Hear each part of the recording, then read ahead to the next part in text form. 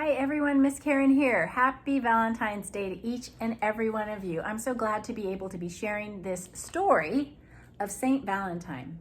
This is one of my favorite holidays because I love this book and this story of this person who lived so long ago that this holiday is named after. You might think it's named after a Cupid with a bow and arrow, but Saint Valentine was a real man. Let's hear more about him. This book is written by Anne Tompert and it's illustrated by Kęstutis Kasparavicius. That is some last name. The illustrations are lovely and I will do my best to show them to you.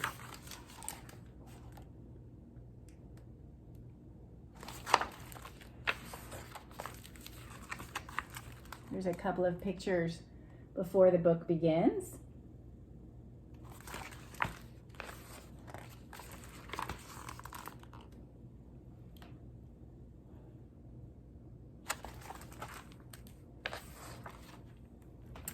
Saint Valentine's life is a mystery. He may have been a Roman nobleman. He may have been a doctor. He may have had a shop near the Forum, the marketplace of ancient Rome. We don't know for sure. We do know he was born in or near Rome sometime in the 3rd century AD. We know he was a Christian priest during the reign of the Roman Emperor Claudius II. The rest is a legend.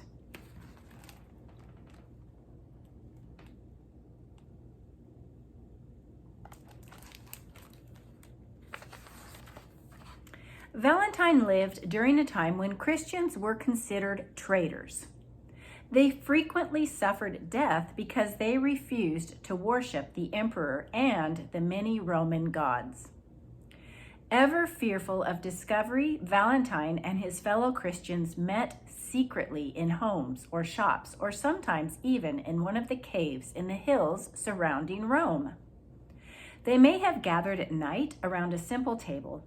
In prayerful silence, they must have watched Valentine bless bread and wine, as Christ had commanded his disciples to do in memory of his Last Supper.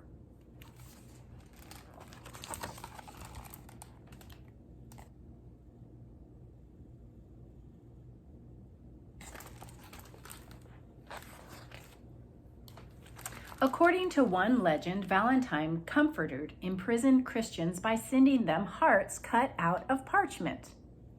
Another legend has Valentine running into trouble with the Roman authorities after Claudius issued an edict or command forbidding Roman soldiers to marry.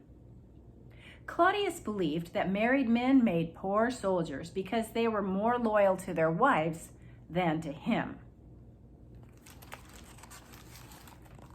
So look at that. He's making valentines. Valentine is making valentines.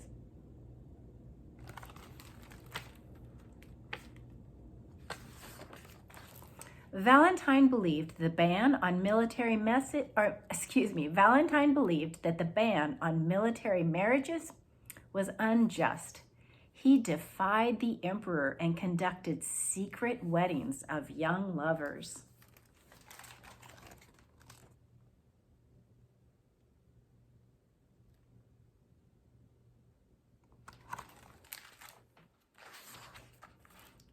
When word of Valentine's actions reached Claudius, he was furious. He declared Valentine an enemy of the empire and had him seized and thrown into jail.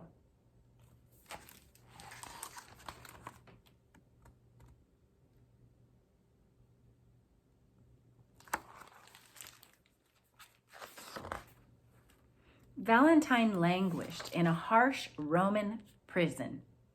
After a year, he was dragged before Claudius and a group of Roman senators, members of the empire's governing body. After Valentine admitted his guilt, Claudius, out of curiosity, asked Valentine to explain his Christian beliefs. We are told that Valentine spoke with such grace that he won the emperor's admiration and goodwill. Then Valentine rashly tried to convert Claudius to Christianity.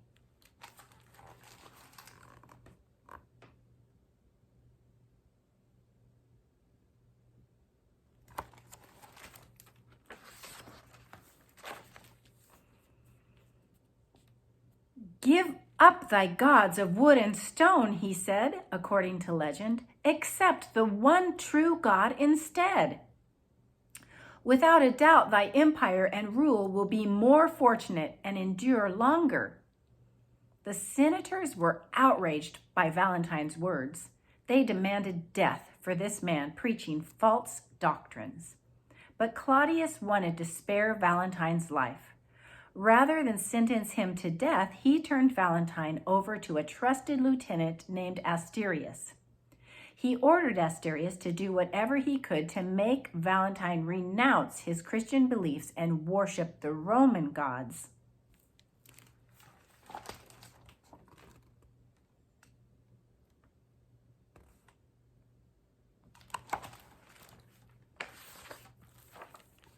Asterius brought Valentine into his home, hoping to win him over with kindness. He soon discovered, however, that neither the promise of wealth nor the threat of death could make Valentine worship Roman gods.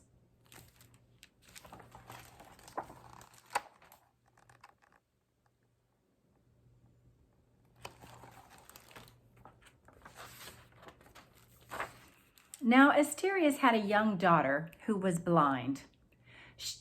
She told Valentine how her father had sought help from the most renowned eye doctors in all of Rome. She told him of her many visits to the shrine of Apollo the healer to pray for sight. But all had been in vain. No matter what they did, she never regained her sight. She was still blind. I wonder what's going to happen. Valentine asked Asterius if he might try to restore his daughter's sight. At first, Asterius was reluctant to doom his daughter to another disappointment, but eventually he agreed. So Valentine prayed that the girl's sight would be restored. And according to one legend, as Valentine prayed, a bright light filled the room and the girl was given the gift of sight. Ooh, I love that legend. I wonder if it's true.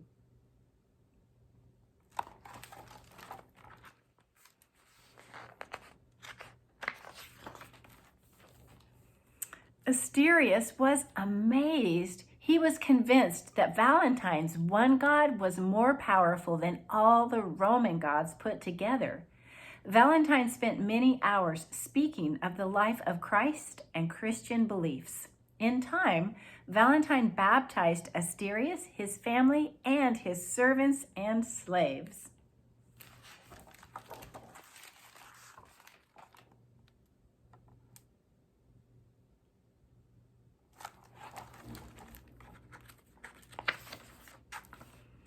Upon hearing what had happened, Claudius sentenced Asterius to death, along with all the Christians in his household.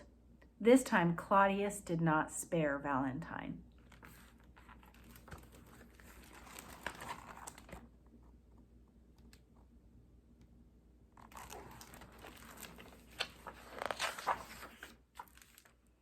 Tradition tells us that on February 14th, around the year AD 270, Valentine was taken outside the Flaminian Gate on the road that runs north from Rome. There he was beheaded and buried. Afterward, the gate became known as Valentine's Gate. Later it was renamed the People's Gate. According to legend, an almond tree, a symbol of friendship and love, was planted near Valentine's grave, and it blossomed many years ago, every February 14th.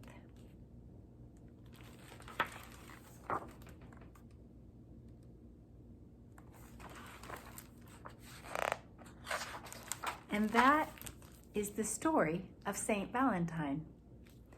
It was not uncommon in those days for Christians to be martyred or to be put to death for believing in the one true God, our God, the God who created the world and everything in it, and who sent his son Jesus into the world to show how much he loves us. I hope you enjoyed this story of Saint Valentine, these legends. We don't know if they're all true or not, but we do know that Saint Valentine did exist. And some of these stories are very interesting to think about. I hope you have a great Valentine's Day. You could cut out some Valentines from parchment paper, give them to some friends, and tell them that God loves them. Happy Valentine's Day, everyone.